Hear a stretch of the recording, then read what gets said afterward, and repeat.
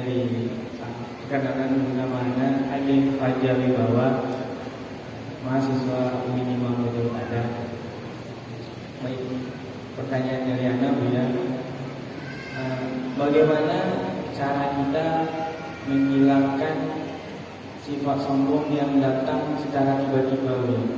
Contoh kita kayak nampak orang ilmunya di bawah kita gitu, tapi rasa sifat sombong itu datang secara tiba-tiba gitu Bu ya. Bagaimana tips-tipsnya cara kita menghilangkan sifat-sifat sombong yang datang secara tiba-tiba itu Bu ya. Dan bagaimana langkah-langkah dari kita untuk selalu tawadu dimanapun dan kapanpun Bu. Mungkin itu saja dari Anda Bu ya. Dan boleh Bu ya, Anda tadi sudah komentar, boleh nggak Anda minta izin sama Bu ya? Karena Anda udah sering juga ikut kajian Bu ya walaupun di YouTube. Anda boleh izin berpelukan sama Bu ya? Masya Allah, baik. Baik, misalnya dari Anda, kalau nanti untuk pelukannya setelah dijawab Bu ya. Baik. Assalamualaikum warahmatullahi wabarakatuh. Bismillah. Semua dari kita ada benih-benih kesombongan, karena di dalam diri kita ada hawa nafsu. Maka kalau orang ngomong saya sudah nggak punya sombong, dia sudah sombong saat itu. Saya nggak punya dengki, hebat banget. Yang benar kita semua memerangi penyakit itu yang tidak ada hentinya, berjuang tidak ada habisnya. Selagi dalam diri kita masih ada hawa nafsu dan setan selalu bisikkan kebusukan kepada hawa nafsu kita, maka kita terus berjuang. Kemenangan kita di dalam perjuangan itu. Kalau Anda tidak punya hawa nafsu, kayak malaikat, tidak ada perjuangan. Sehingga dikatakan manusia itu kalau dia punya keseriusan dan hawa nafsu, melampaui kejayaan malaikat. Nah ini kadang-kadang betul seperti itu. Ada suatu Syekh Mutawalli Syatun, manusia biasa, tapi manusia pilihan. Beliau itu merasa bahasanya suatu ketika terlintas, mungkin kalau bahasa yang ditanyakan oleh Anda adik, kalau saya tiba-tiba muncul sombongan karena beliau dia lulukan di mana, disanjung betul, tiba-tiba hilang beliau. Kemana hilang? Dicari, nggak ketemu. Rupanya pergi ke kloset, kamar mandi, lepas bajunya dan dia membersihkan kamar mandinya, kamar mandi masjid. Dia itu bersihkan hatinya. Kenapa? Tadi mulai sombong. Sayyidina Umar bin Khattab, Sayyidina Umar bin Khattab itu pernah di saat berbicara itu merasa bahasanya omongannya didengar sama semua orang. Seorang khalifah alim lagi dengan wibawanya Sayyidina Umar bin Khattab. Rupanya ada masuk kesombongan. Hebat benar kau. Ini kesombongannya ngomong hebat kau. Dia semua orang dengar begini-begini. Tiba-tiba langsung dia menanggalkan jubahnya. Kemudian beliau mengambil air untuk menyiapkan tamunya, air girba. Jadi dia sampai keringetan begitu. Orang pada bingung, ini khalifah ngapain begitu? Ya kami katakan, tidak. Aku menanggalkan kesombonganku yang mau tadi mengintip aku waktu aku ceramah. Jadi kesombongannya mau ngintip-ngintip langsung dipangkas dengan begitu. Maksudnya kita lawan dengan sesuatu yang spontan. Kalau sesuatu spontan, saya sama ibu saya saya harus segera tahu untuk saya dengan kawan saya oleh sombong harus saya ubah. Seketika itu dilawan, perilaku kita sombong. Ketika betulnya sombongnya ke apa langsung dilawan. Seketika dilawan kebalikannya. Jangan ditunda, jangan tunda-tunda. Supaya kita membiasakan hawa nafsu kita ini setiap mau begitu langsung kita batas. Anda punya mobil mewah pakai tangan, ayo besoknya angkat bareng-bareng. Yang biasa makan, makan biasa, ayo kita bawa buat kita buat suasana yang luar biasa saja. Pakai baju bermerek, ayo kita bareng-bareng pakai baju seragam biasa saja, nggak usah pakai merek. Pun akhirnya juga kalau nanti mati sama, mereknya air kain kapak sama. Jadi langsung dilawan. Mungkin selama ini orang pakai baju bermerek terus, itu bahaya juga. Itu juga mereknya kain kapak nanti kamu tidak boleh, tidak pakai juga kalau mati. Tapi bukan fungsi orang saya. Kenapa saya berbangga dengan baju-baju mewah? Mulai besok aku punya jadwal tidak boleh pakai baju itu. Bahkan baju yang di masyarakat sudah biasa, yang semua orang tahu bahasa itu bukan baju mahal, berani pakai itu. Maka itu mengangkat derajatnya. Ya mungkin dia punya mobil mewah dan sebagainya, ya harus suatu ketika jalan dengan nyantainya pakai mobil biasa saja. Kalau sudah dia tidak bisa bedakan antara mobil mewah sampai biasa, maka aman. Saya kadang-kadang jadi ustaz juga nyacu ustaznya bayar mobil mewah. Giliran dijemput sama jamaahnya pakai mobil tidak ada AC-nya, kipas dari awal akhir. Pak ajar pada menyiksa. Jadi dilawan seperti itu. Kalau mau perlukan bukan beri, bukan. Yang mau perlukan beri dulu. Sama bapak Bekasa ada pada zaman Nabi satu orang, enggak, kamu minta apa? Saya ingin surga neraka. Dia tahu. Yang lain minta, saya juga sudah tahuan duluan dia.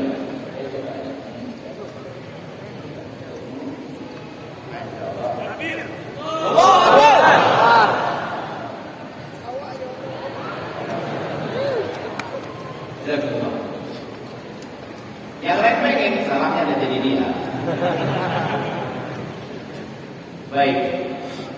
Baik, Masya Allah. Itu pertanyaan lain, silahkan Insya Allah.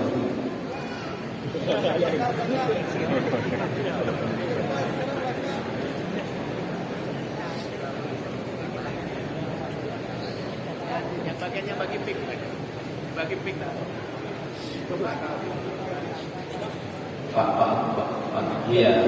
Buya jadi gimana?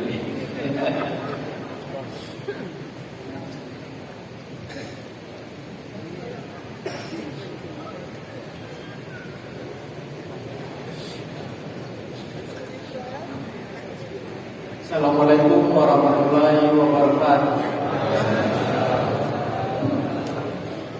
Semoga Buya dan kita semua diberi kesehatan selalu oleh Allah Subhanahu wa Ta'ala. Mohon izin Buya, saya mau bertanya. Saya ini baru lulus kuliah atau mau masuki dunia pekerjaan Buya dalam bidang IT. Jadi yang saya tanyakan Buya, yang pertama itu apa punya bekerja di perusahaan startup Buya, perusahaan startup seperti Gojek, Shopee gitu. Kemudian yang kedua itu bidang pekerjaan saya Dari kerjaan itu gimana? Pekerjaannya seperti apa? bekerja itu seperti untuk website itu ya di salah satu perusahaan ya. Karena banyak perusahaan sekarang pasti bekerjasama dengan bank profesional ya.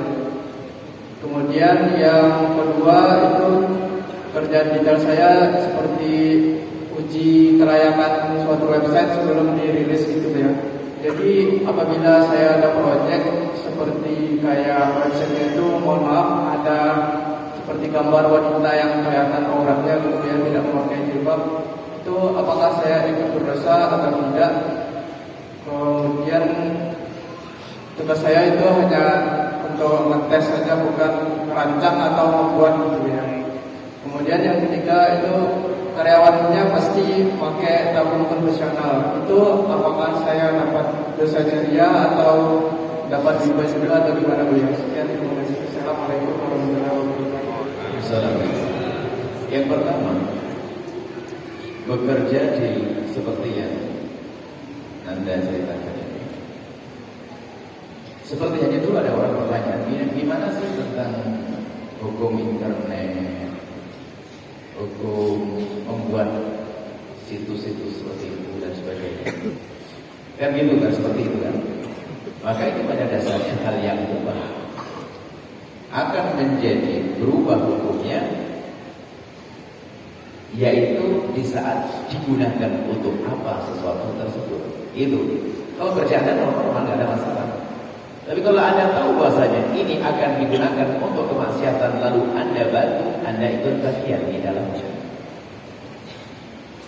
Membuat websitenya website dakwah dapat pahala. Websitenya adalah website situs kotor, tidak ada dapat bagian. Kurang lebihnya semacam itu. Tinggal bagaimana penggunaannya. Dan kemudian setelah Anda bekerja, bukan Anda saja, seolah-olah tantangan itu macam-macam. Tantangan itu macam-macam, bahasanya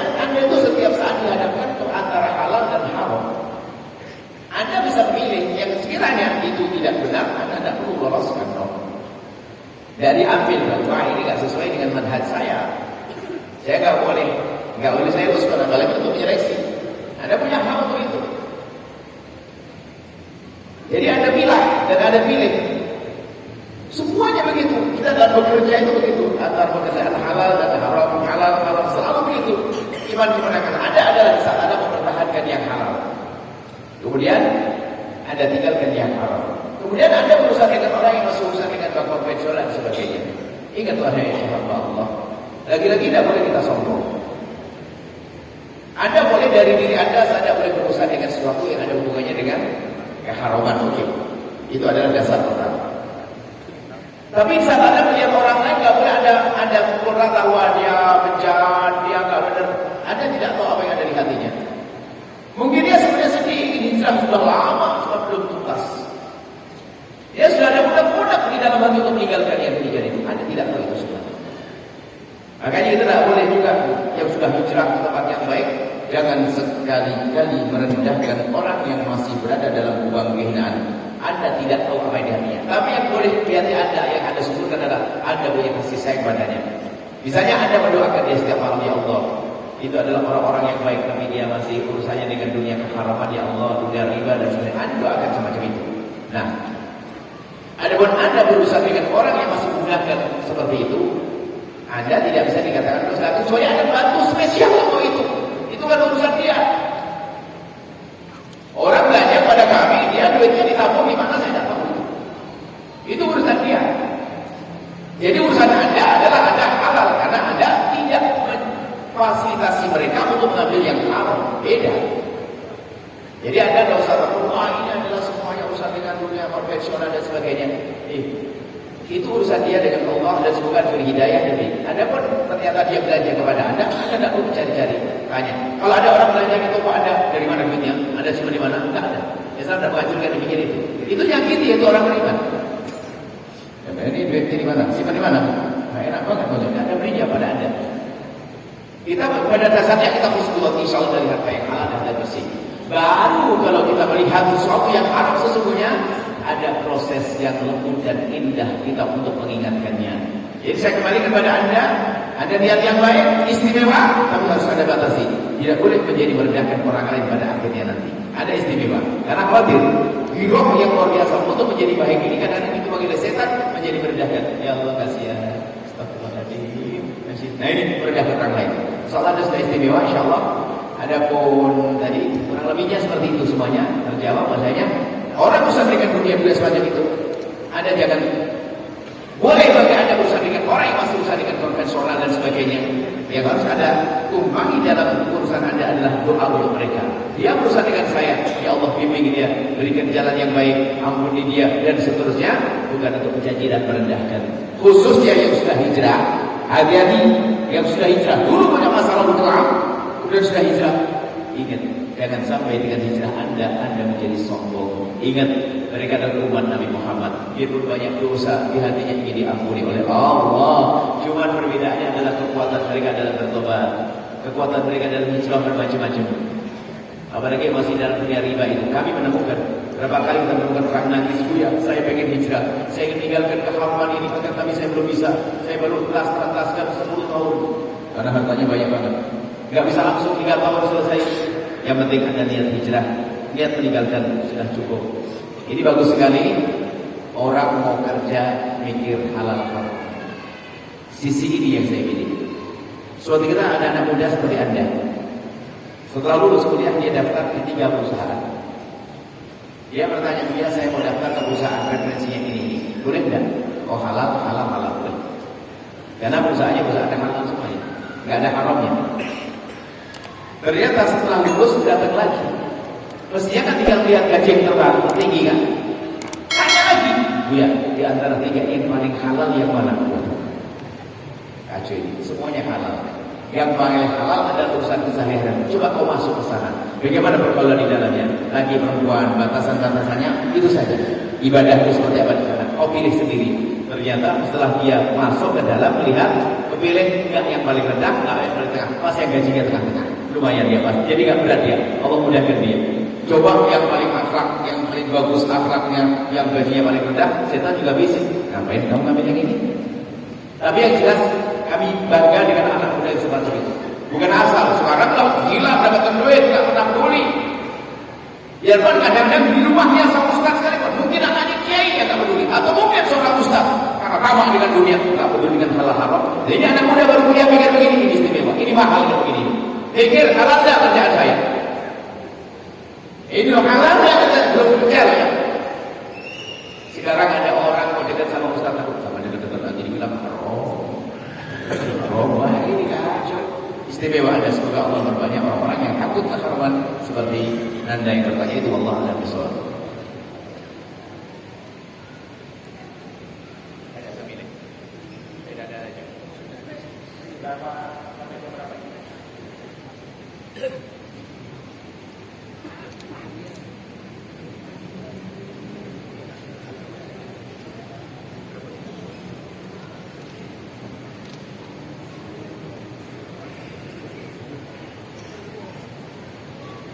Ibu yang solehah di belakang ruang ini. Ya doa dia dua juga. Yang solehah dua. Kalau ibu bebas bisa tanya resep masakan pecel. Tidak orang di sini ya. Jadi kita masak tadi. Silakan.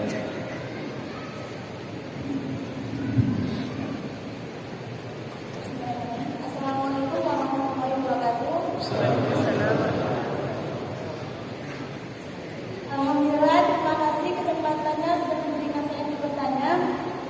Terima kasih Ustaz. Ya. Maaf saya sedikit bohong ya. Mengenai yang muncul tadi, kalau kita, saya sering muncul ya. Apakah kalau saya itu akan diambil oleh orang yang saya kunjungi? Sering menggunjing. Baik-baik. Insaf sama kali. Jadi, apakah saya harus hanya sekedar minta ampun kepada Allah, atau saya harus minta ampun langsung kepada orang yang saya kunjungi? Baik.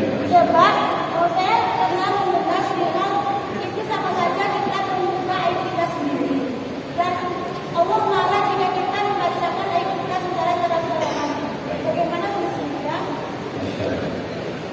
Menggunjing adalah satu dosa besar yang jarang dicermati. Padahal dia tidak kalah dengan dosa-dosa yang selama ini minuman keras, zina.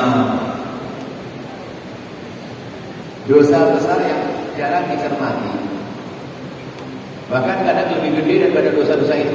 Karena namanya menggunjing itu bisa di mana saja. Di atas mimbar saya seorang ustaz ngomong, tahu enggak ini gunjing. Hati-hati, dosanya gede, hati-hati. Menggunjing itu membicarakan sesuatu tentang orang lain yang jika orang itu mendengar pasti dia agak senang. Termasuk bicarakan tentang aib, kejelekan seseorang. Hati-hati, jangan berani-berani membicarakan aibnya seseorang, maka Allah akan bongkar aib Anda. Hati-hati. Kalau ada orang curhat kepada Anda tentang mohon maaf ya kepleset minuman keras atau zina, Anda saja dikasih tahu, jangan kasih tahu orang lain. Hati-hati. Kalau Anda membuka kepada istri Anda, Allah akan bongkar aib Anda. Hati-hati. Ini adalah bab ilmu, nanti untuk yang lain.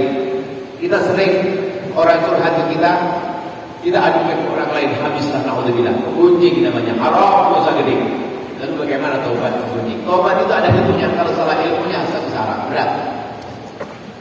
Coba, bagaimana kita menggunjing seseorang? Memang betul disebutkan dosa kepada manusia, syarat taubatnya tambah satu. Kalau pada Allah kan nyesel, kemudian berjanji tidak mengulangi, meninggalkan pekerjaan tersebut, selesai dengan Allah.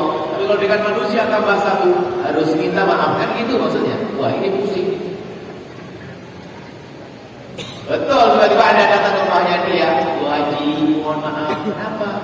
Dari kemarin seharian saya kunjungi Bu Haji, kurang ajar kau bikin apa ya? Kan tidak enak ada ilmunya. Maka Nabi mengajarkan, Nabi tahu bahasanya Anda akan berat untuk itu. Langsung ngomong ke dia, aku kemarin kunjungi kamu, kunjungi apa kau? Kan tidak enak dilanjut itu. Pokoknya kunjungi, nah awas, tidak saya maafkan kalau kau kasih tahu. Bila dikasih tahu, tambah marah dia. Maka lakukan dua hal. Lakukan dua hal. Yang pertama, Anda menyesal Anda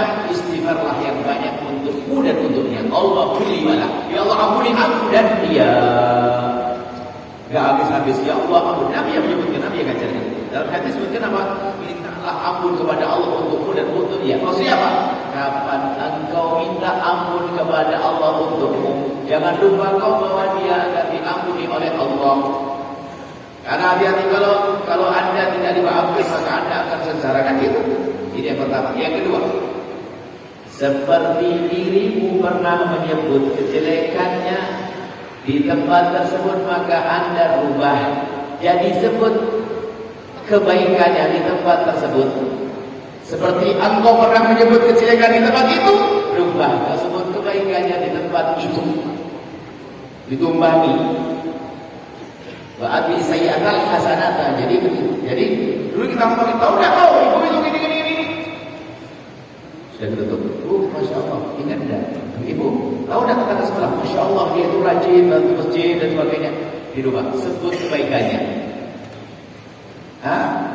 Dan jangan pertama-tama minta maaf langsung terus terang, tidak dianjurkan juga, nanti tambah sakit hati dia.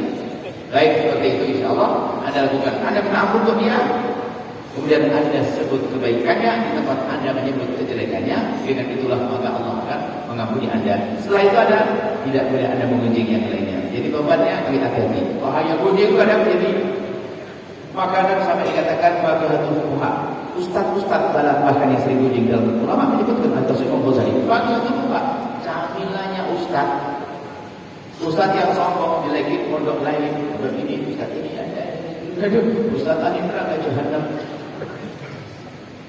Ya boleh gunjing, terima kasih. Makanya pembahasan kita pada hari ini di Buka Santani kami sampaikan banyak doain saja deh agar kita jangan ngomongin kejelekan seorang. Selesai insyaallah. Terima kasih. Satu lagi biar adil. Terima kasih Buya. Maksudnya Buya, apakah di penghujung acara saya bersama Buya? Selama saya dibolehin ikuti Buya Buya. Maksudnya kenapa bersama Buya? Gak bisa diedit gitu dideketin maksudnya. Mungkin Buya bisa. Kalau nanti ada kesempatan bisa saja nanti pas lihat. Karena setelah ini kami kalau ngaji akan tanggung-tanggung. Bukan sekedar Anda harus baik ke rumah Anda. Kita ikut program besar. Besok kami akan ke Sijunjung, kita ingin bikin pondok di sana. Bukan saya, pondok untuk umat. Kami juga ingin di provinsi sini kok. Nanti akan ajak. Siapapun kita ajak. Yang manusia sama Anda semua kita hanya mengajak saja. Kita buat pesantren. Al-Bajah alhamdulillah sudah di mana-mana. Ada di Pekanbaru, ada di Batam. Kita juga ingin di sini. Anda ikut semua. Cuma ciri pesantren kita adalah sederhana. Adalah dari kocek hamba Allah. Pesantren kita tidak menggunakan dana dari pemerintah. Biar pemerintah menyempurnakan program-program kenegaraan. Biarpun kami dengan Buya nanti tidak akan dari dana pemerintah. Ingat, itu harus kami pastikan. Karena dari kocek hamba Allah. Karena apa? Kami rindu Anda ini selamat. Kalau saya lihat orang kaya, apa yang kami rindu? Anda selamat masuk surga. Anda orang kaya masuk surga. Kalau nanti yang dipakai hanya dana pemerintah, Anda tidak keluar kocek, rugi Anda. Maka semua program kita seperti itu harus kami sampaikan. Sehingga tidak usah bingung Anda nanti berusaha untuk menganggarkan dari Pemda apa, tidak usah. Cukup hamba terkasih Allah mana? Siapa yang punya tanah 5 hektar, 10 hektar, ayo. Siapa bisa bangun? Dan alhamdulillah semuanya gedung-gedung berdiri dengan hamba-hamba terkasih Allah. Dan kami kalau ketemu orang soleh, orang baik, saya minta doa sederhana begini. Ya Allah, kirimkan kepada kami hamba-Mu yang tulus ahli surga yang bisa berjuang bersama kami. Gitu dong. Insya Allah yang datang adalah ahli surga. Pokoknya gitu dong. Kalau ketemu orang hebat, itu apa? Ya, semoga Allah kirim kawan-kawan ahli surga deh. Ahli surga. Jadi setelah ini kami perlu pasukan untuk tim dakwah yang kuat. Tim dakwah yang kuat. Tim pembangunan. Tim pondok pesantren. Nanti ada tim silaturahmi pada kiai-kiai kampung tadi di Garut. Termasuk di antaranya mohon maaf akan kami sampaikan. Kalau berdiri dengan madrasah diniyah di kampung-kampung. Hamba Allah yang punya duit. Tolong perhatikan toilet-toiletnya. Jangan hanya bangun gedung-gedung megah. Itu di kampung-kampung untuk anak-anak sudah pada gede mau buang air kecil bingung.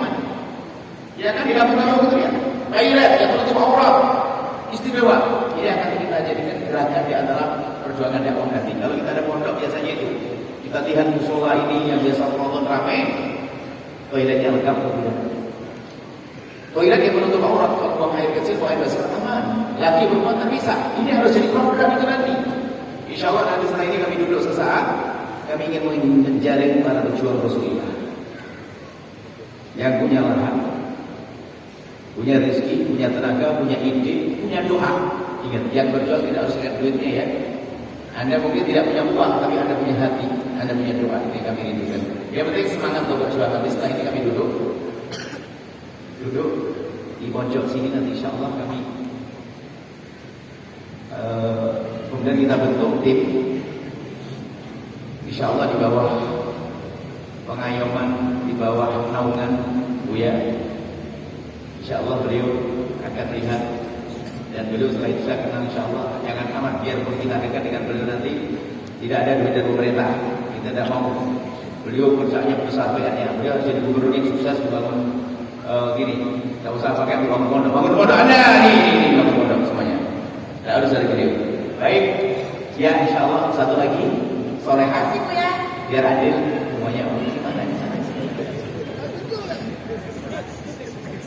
Sebenarnya sudah habis dikasih tanda habis dari tadi.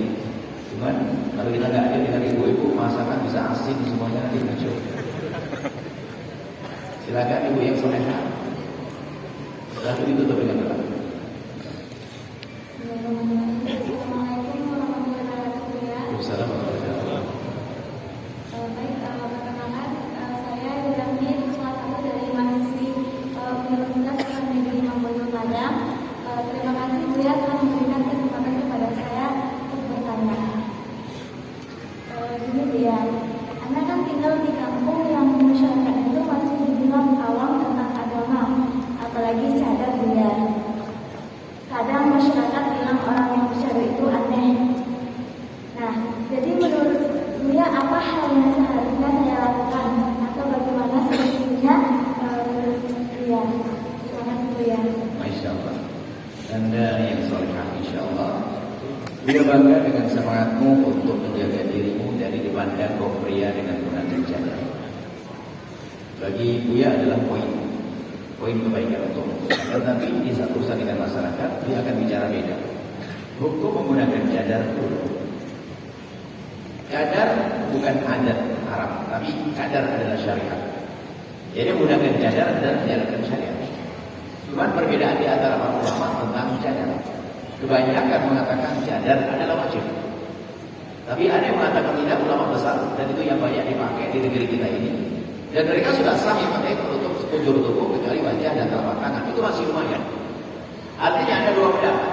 Yang pertama menggunakan cadar hukumnya wajib, yang kedua menggunakan cadar hukumnya sunnah. Harus pahami ini. Maka kalau sudah tahu seperti itu, Anda yang pakai cadar jangan merendahkan orang yang belum pakai cadar, karena mereka ngikuti ulama juga. Sama juga Anda yang gak pakai cadar jangan merendahkan orang pakai cadar, apalagi seudon. Sebab biarpun sudah pakai cadar, kerendahkannya tidak bercadar, ternyata dia menutup aurat zahirnya, tapi hatinya rusak merendahkan orang lain. Tapi bangga kita, kalau kita lebih nyaman kalau kita bertemu dengan anak gadis, anak perempuan dia pakai cadar. Itu lebih nyaman. Semua yang orang laki mengatakan lebih nyaman karena apa? Dia terjaga. Lain hawa nafsu ngomong, ingin tahu gimana sih bibirnya, gimana hidungnya, dengan hawa nafsu. Tapi kalau iman ngomong lebih enak, kan gitu ya.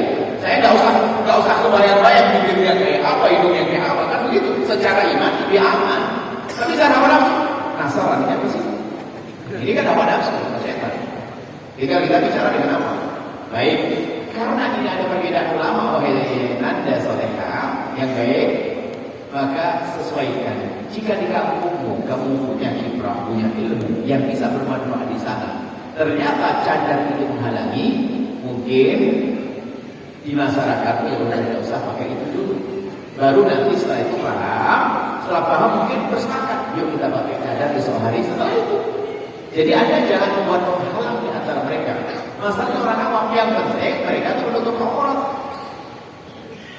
Bahkan kadang kalau kita lihat di kampung ada orang datang pada kami tidak menutup aurat.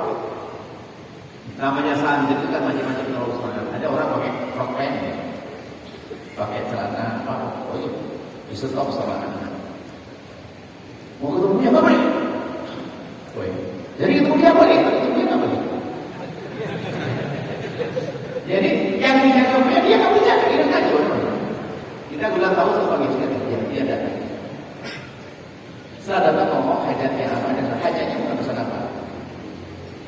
bisa mau pulang, Masya Allah, terima kasih. Anda itu orang baik sebetulnya. Saya tunggu lagi datang ke sini. Saya tidak ngomong apa-apa. Datang ke sini lupa saya. Ada baju kemarin, sudah pakai baju untuk Allah. Jadi nggak usah lagi ngomong, tidak boleh sebelumnya dari Allah, dari aku. Sebelum banget ini.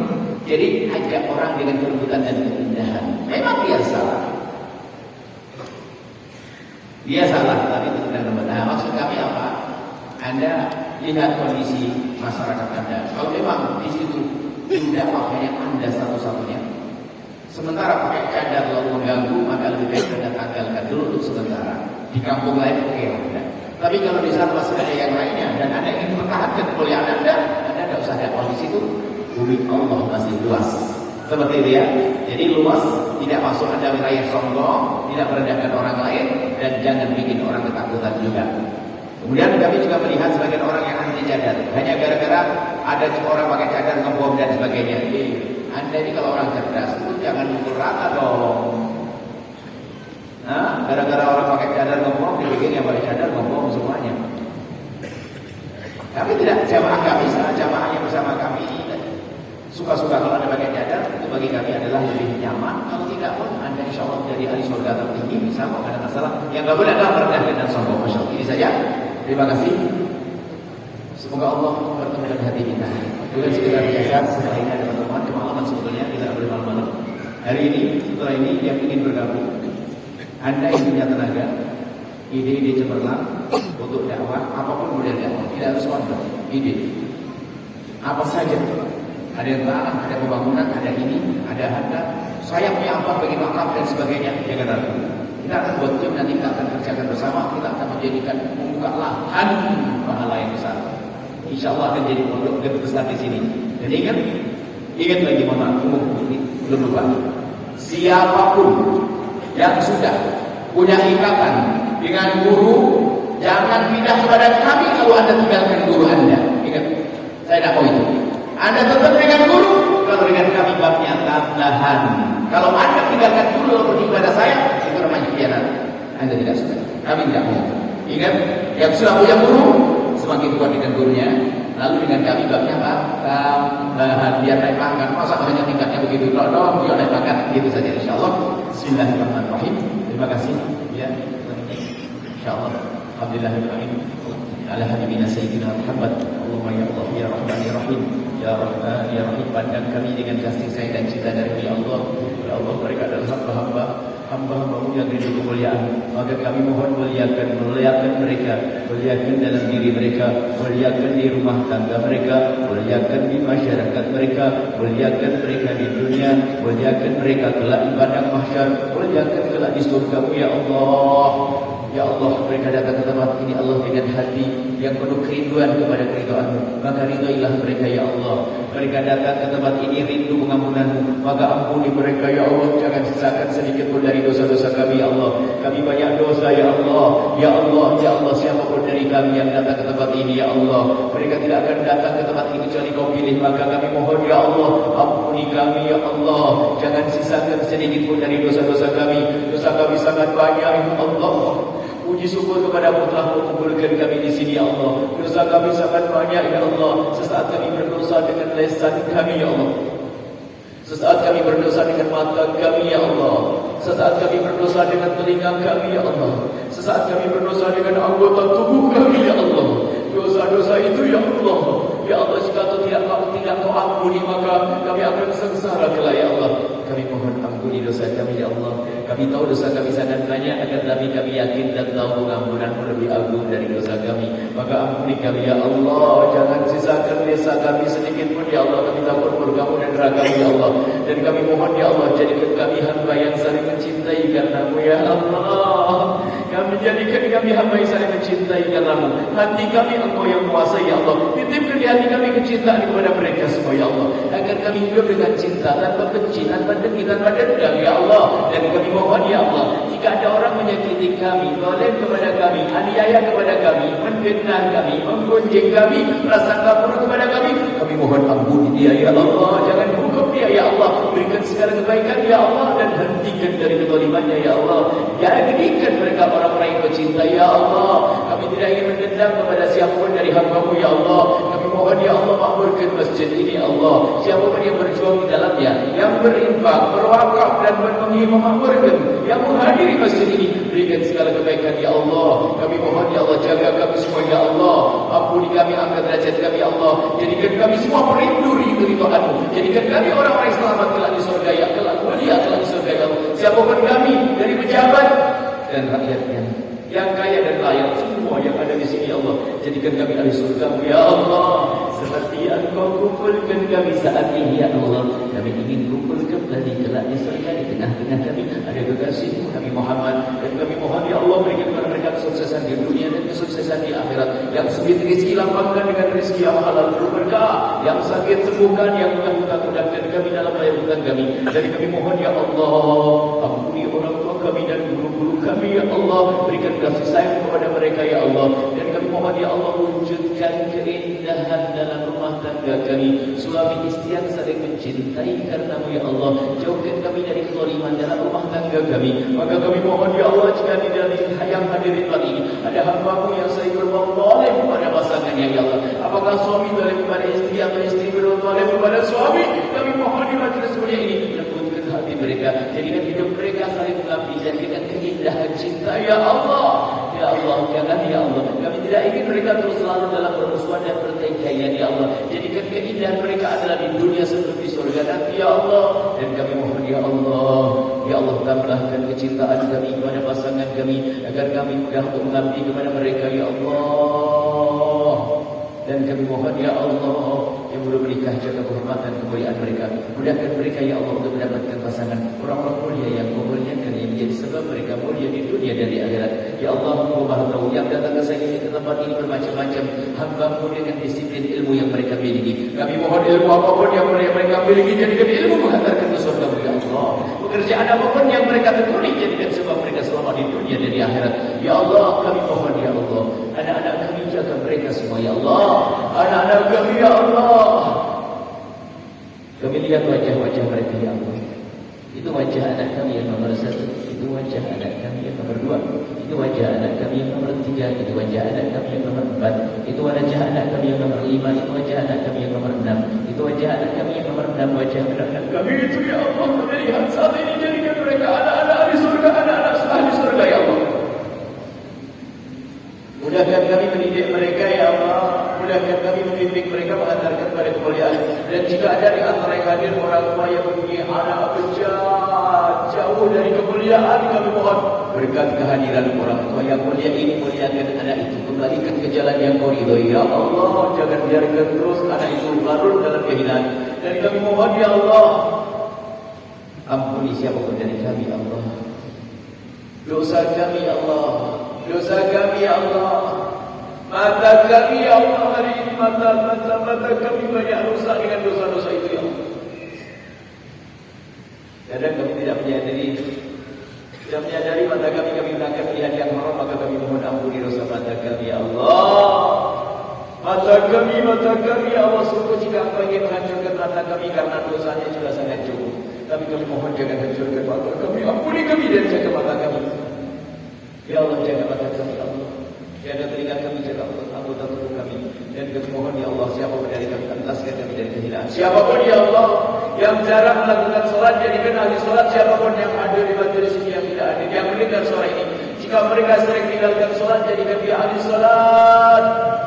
Yang masih minum keras, minuman keras, hentikan ya Allah, dan bencikan pada minuman keras. Dan jauhkan kami semua dari zina yang busuk, hina, dan Kau hinakan itu ya Allah. Yang saat ini begitu mudahnya zina dilakukan, zina yang hina itu ya Allah. Ya Allah, kami mohon ya Allah, jauhkan kami dari zina.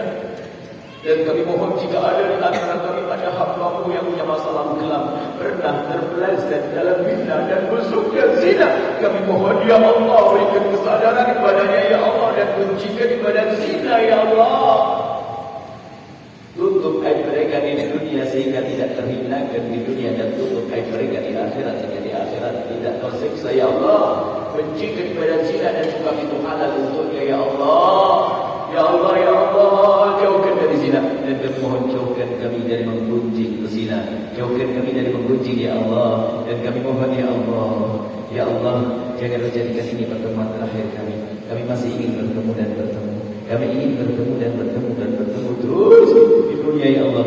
Dan telah di surga bersama kekasihmu Nabi Muhammad. Kami mohon ya Allah panjangkan umur kami dalam ketaatan serta sihat walafiat. Dan kami mohon ya Allah berikan kepada kami husnul khatimah. Kami ingin kelak kau cabut nyawa kami dalam keadaan kami sujud dalam solat kami. Kami ingin kau cabut nyawa kami dalam keadaan kami menyampaikan kebenaran. Kami ingin kau cabut nyawa kami dalam keadaan kau ridhoi kami. Kami ingin mati dalam keadaan husnul khatimah ya Allah. Kami mohon ya Allah, kami ingin saat Engkau mencabut nyawa kami ya Allah. Kami ingin saat itu ya Allah, ya Allah, hati dan lidah kami mampu mengucapkan kalimat agung dan mulia. La ilaha illallah Muhammadur Rasulullah. La ilaha illallah Muhammadur Rasulullah. La ilaha illallah Muhammadur Rasulullah sallallahu alaihi wasallam. Rabbana atina fid dunya hasanah wa fil akhirati hasanah wa qina adzabannar. Sallallahu alaihi sayyidina Muhammadin wa ala alihi washabihi wasallam. Walhamdulillahi rabbil alamin. Al-Fatihah.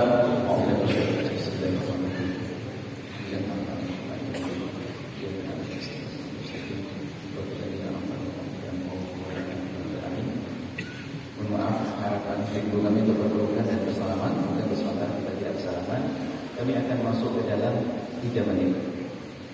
Setelah itu kami akan keluar lagi ke sini. Nanti pejuang-pejuang yang akan bergabung.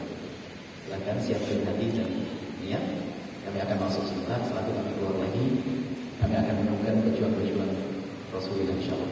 Adapun yang lain dengan kesibukan tidak ada masalah. Tidak bisa bergabung hari ini, bisa bergabung di hari berikutnya. InsyaAllah. Alhamdulillah. Mencintai semoga Allah. Assalamualaikum warahmatullahi wabarakatuh. Waalaikumsalam.